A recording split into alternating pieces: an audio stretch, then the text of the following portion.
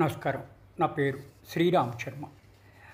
మనము ఏదైనా కిరాయి తీసుకున్నాము, ఇంటిని కిరాయి ఇంట్లో ఉంటున్నాము.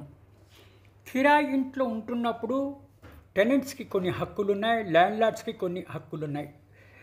ఎవరైనా సరే ల్యాండ్లార్డు తమ ఇల్లు అద్దెకి ఇచ్చిన తర్వాత ఆ ఇంట్లోకి ఎప్పుడు పడితే అప్పుడు లేదా తనకిష్టం వచ్చిన టైంలో ఎంటర్ అవ్వచ్చా అంటే సెక్షన్ 17 మోడల్ టెనెన్సీ యాక్ట్ 2021 కొన్ని రూల్స్ ఫ్రేమ్ చేసింది.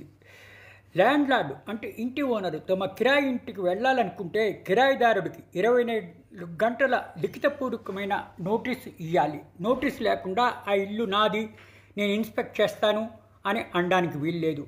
ఇట్లా 24 గంటల నోటీసు కిరాయిదారుడికి ఇచ్చిన తర్వాత ఆ ఇంటికి వెళ్ళొచ్చు అని సెక్షన్ 17 మోడల్ టెనెన్సీ యాక్టు చెబుతోంది.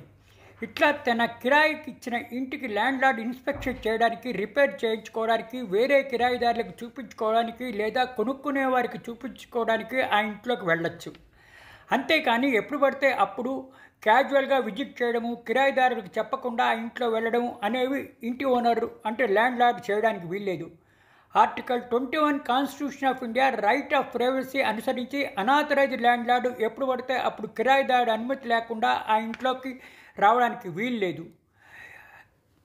ఎమర్జెన్సీలో అంటే గ్యాస్ లీక్ అయినా, ఫైర్ యాక్సిడెంట్ అయినా, మేజర్ వాటర్ లీకేజ్ అయినా, కూలిపోయినా, పడిపోయినా అప్పుడు మాత్రం ల్యాండ్లార్డు టెనెంట్కి చెప్పనక్కర్లేదు, వెళ్ళి రిపేర్ చేసుకోవచ్చు. ఇవి కొన్ని రూల్స్ ఫ్రేమ్ చేసింది.